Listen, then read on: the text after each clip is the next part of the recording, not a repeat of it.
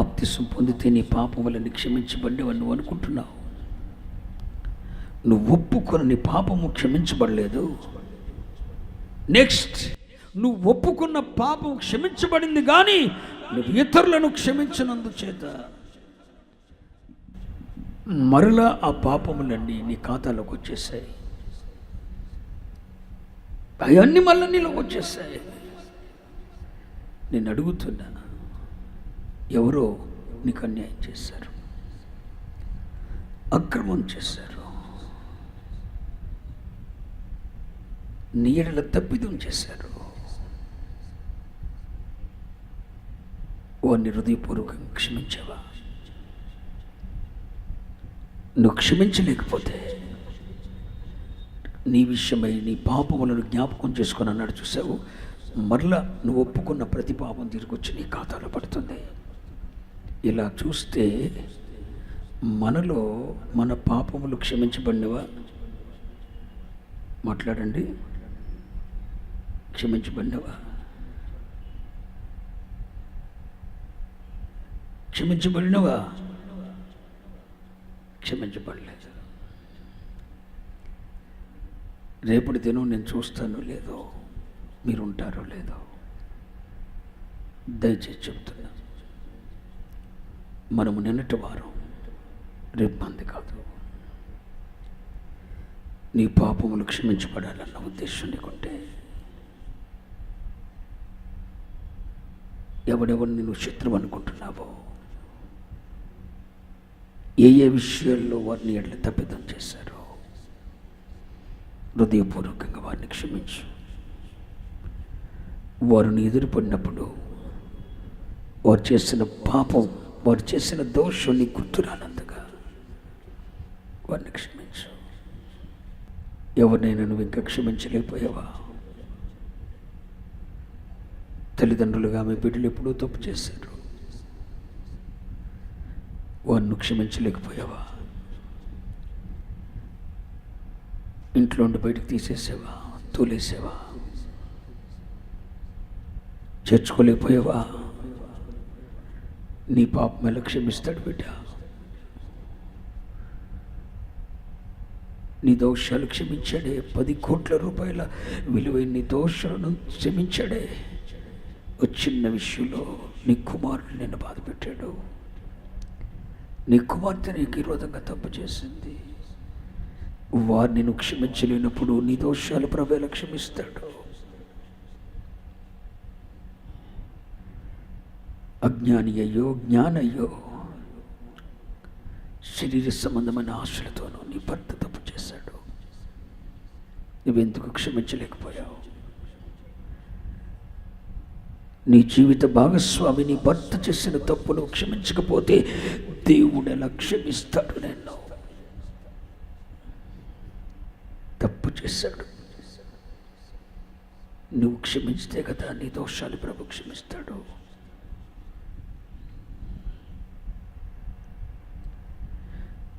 నీ భార్య చేసిన తప్పు నువ్వు క్షమిస్తే కదా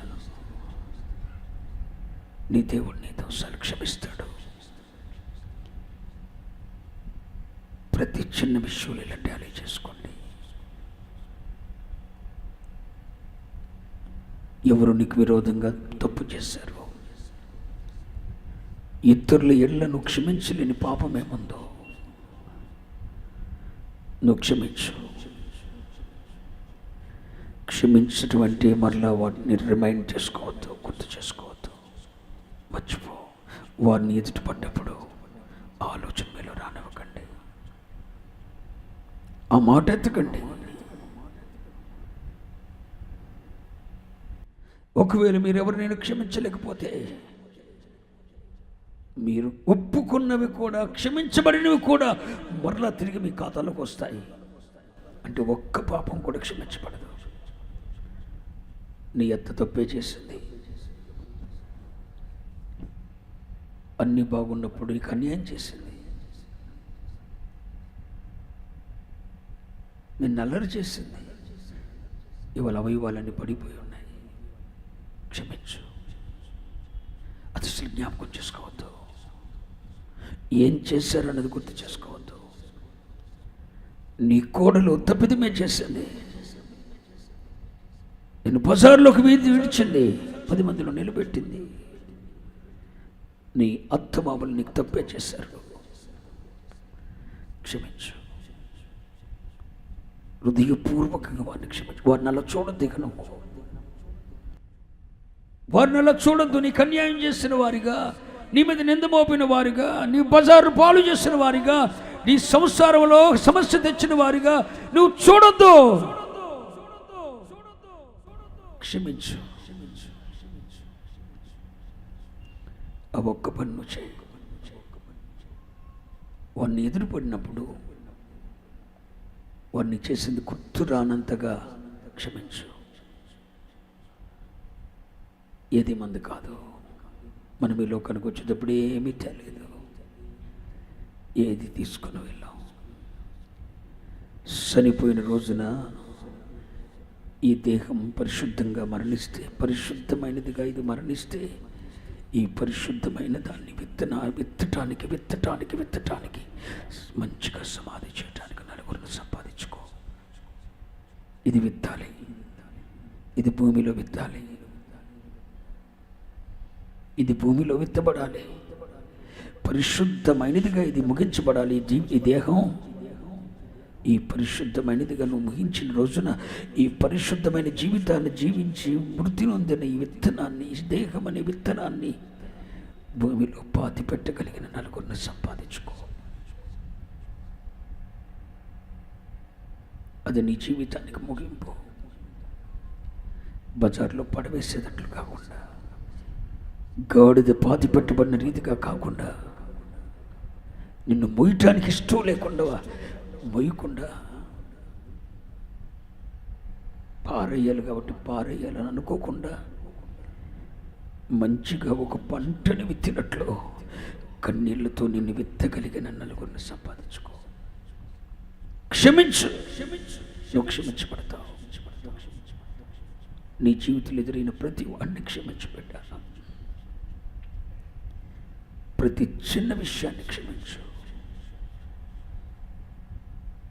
ఆ విషయం అసలు మర్చిపో. హృదయపూర్వకంగా క్షమించు. అని నేను క్షమించేశానని చెప్పి వాళ్ళ దగ్గరికి మనం వెళ్ళి చెప్పనవసరం లేదు, వాళ్ళ దగ్గరికి వెళ్ళనవసరం లేదు, వారి ముఖం చూడనవసరం లేదు, వారి దగ్గరికి వెళ్ళి సమాధాన పడనవసరం లేదు. హృదయపూర్వకంగా నీ హృదయంలో క్షమించు. దేవునికి అప్పచెప్పేశాయి. ప్రభా, నేను క్లియర్ అయిపోయాను, నా హృదయం తేలికైపోయింది.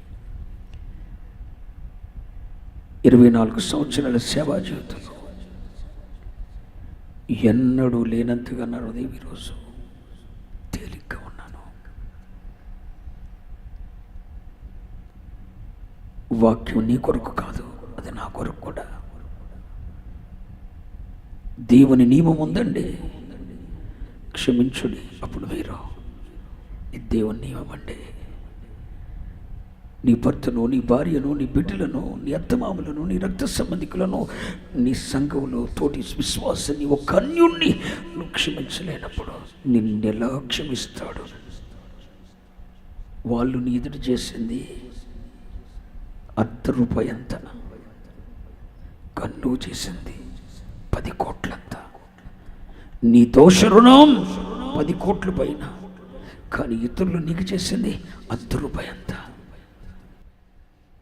నీ దోష రుణాన్ని అన్ని వేల తలాంతులనే ప్రభువు నీ కొరకు క్షమించాడే.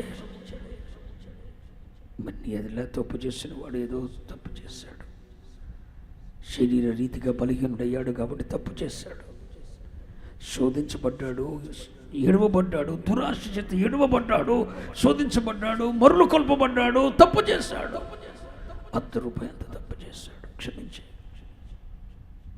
నువ్వు క్షమించబడతావు. దేవుడు నీ మీద కనికరం చూపాలన్న ఆశ నీకుంటే కనికరం చూపు. కనికరము చూపే వారి మీద ఆయన కనికరం చూపుతాడు. క్షమించుడి, క్షమించు. ఎన్ని పరలోక రాజ్య నియమావళులండి. దేవుని సంఘములో నియమావళులు. నువ్వేం చేస్తే దేవుడు అది చేస్తాడు.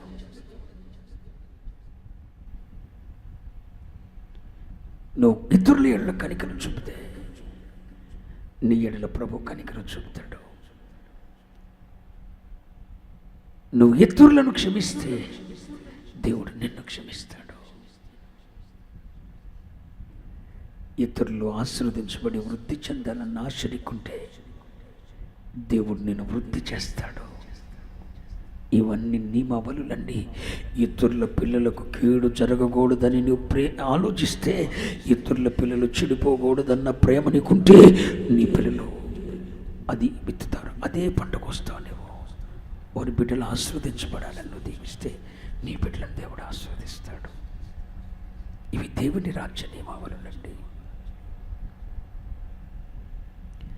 ఈ నియమావళులను తప్పి ఆయన ఏం చేయడు.